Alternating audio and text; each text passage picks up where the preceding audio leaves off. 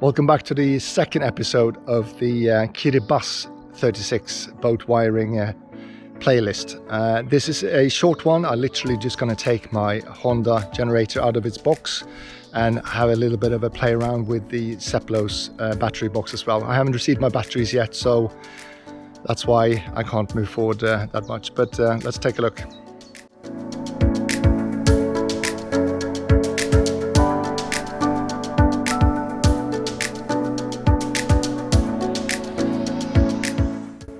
As one of the Honda EU22i portable briefcase or suitcase generators have arrived, we might as well unpack that and see what's inside.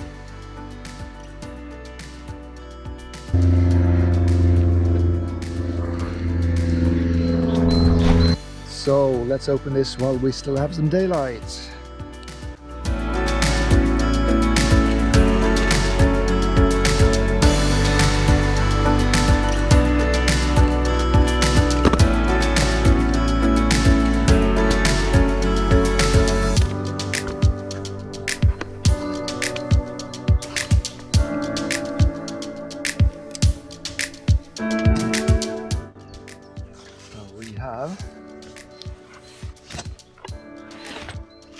A manual, quite a thick manual that looks like a spark plug removal tool, so something to read for tonight. Also very kindly sent some oil. Garden Machinery in Winchester, so that's the company that I bought it from. So I don't think that comes as standard. It looks like something they've added to the box themselves.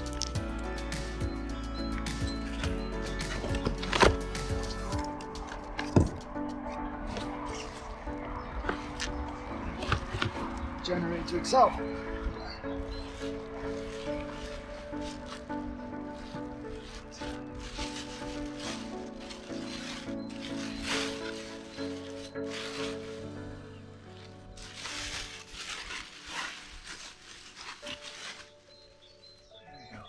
So that is the Honda EU22i inverter.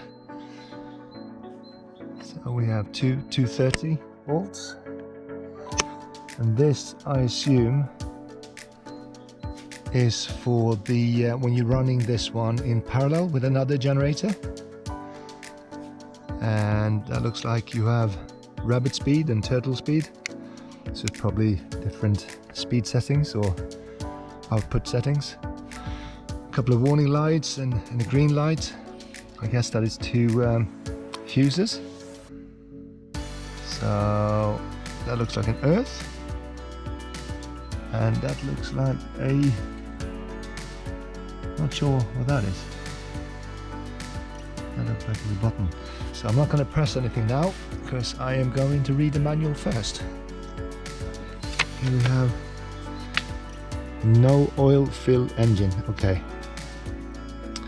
So there is, it comes obviously without oil, so that is something that I need to top up before. That looks like a choke, and that looks like an on-off button, and that's the exhaust. And what is here? I have no idea. Oh, that's for where the spark plug is. So that's an easy way of getting to the spark plug. And it says 90 decibel. So that's probably why I want to build this into a little box with a little bit of soundproofing in it, and still make sure that it has enough ventilation so it doesn't overheat. So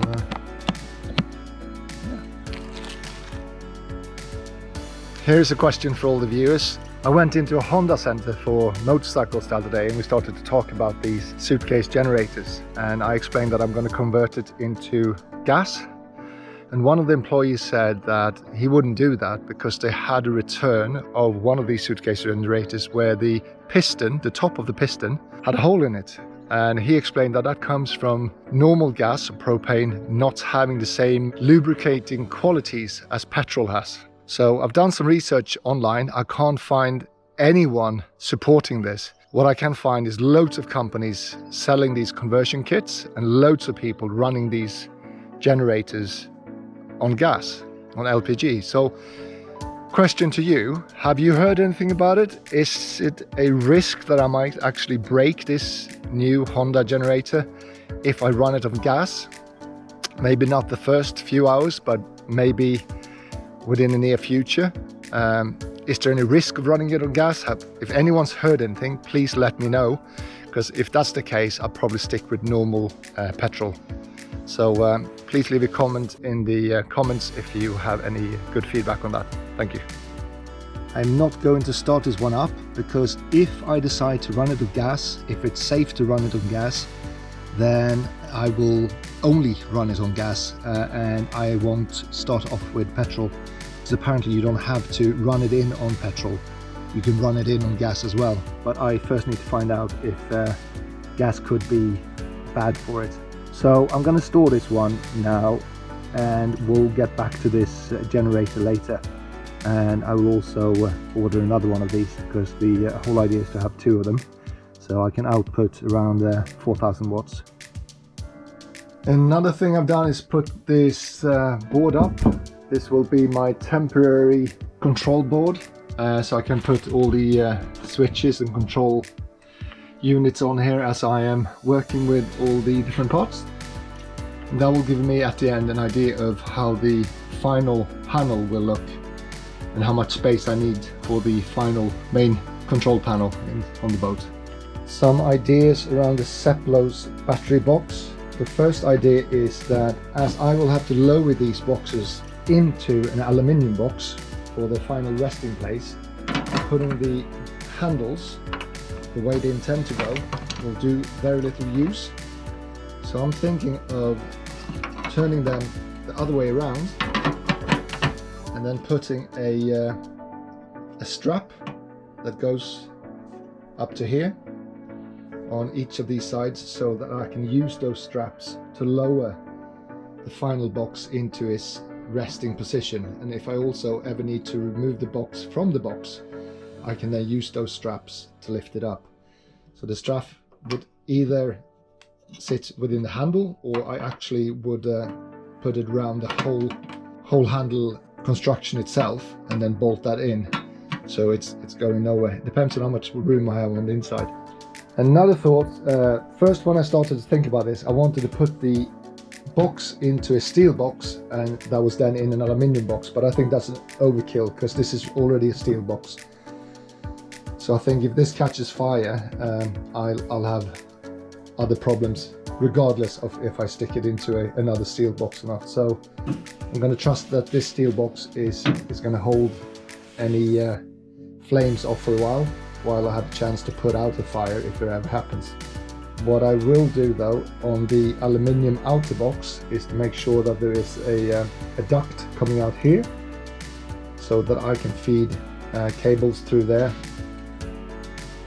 That goes to the opposite wall, and also one on the side here duct, so the aluminium box will be a bit longer than the actual steel box, so that I can feed cables through here, go past the keel box, and then go to the other battery, so I can parallel connect these two boxes. So yeah, so those two holes for some kind of plastic tubing where I want to run the cables on each side of these boxes, to give me a chance to pull those cables in a neat and tidy way. Got some nice feet for each corner here. I thought these would be in plastic, but they're actually probably, I think it's aluminium, it might even be steel. I think it's steel. It's a proper steel feet. So probably after I've attached these, put an extra little plastic plug in here with a plastic foot on, and maybe a little bit of a rubber matting, just to have a kind of a softer approach.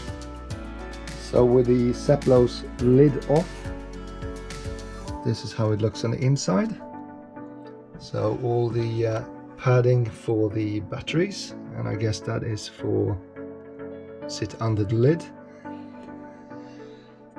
And hopefully everything I need. It looks fairly straightforward to move this digital display to a different position, as long as it will still work if I extend these cables.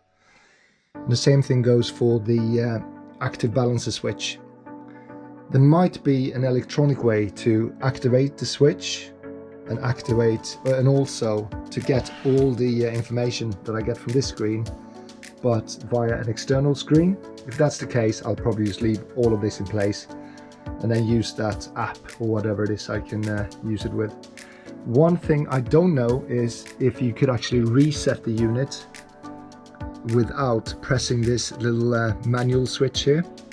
And that manual switch is built into the actual circuit board here, so it's nothing I want to move or mess around with.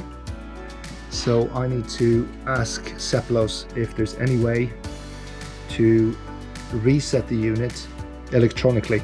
If the answer is no, then I need to make sure I have enough space to be able to do that. I also need to work out exactly when you want to reset it and how often you will do that. Thanks for watching the second episode of this 𝐾𝐨𝐵𝐿 36 boat wiring that I am working on. If you have any questions or concerns, please stick them in the comments. If you are new to this channel, feel free to subscribe. I'm doing a little bit of the actual boat building on a separate channel, and I am also doing a separate channel, or not channel, separate playlist for the actual boat motors that I'm putting together as well. So feel free to subscribe if you want to watch more, and I'll see you next time. Thank you.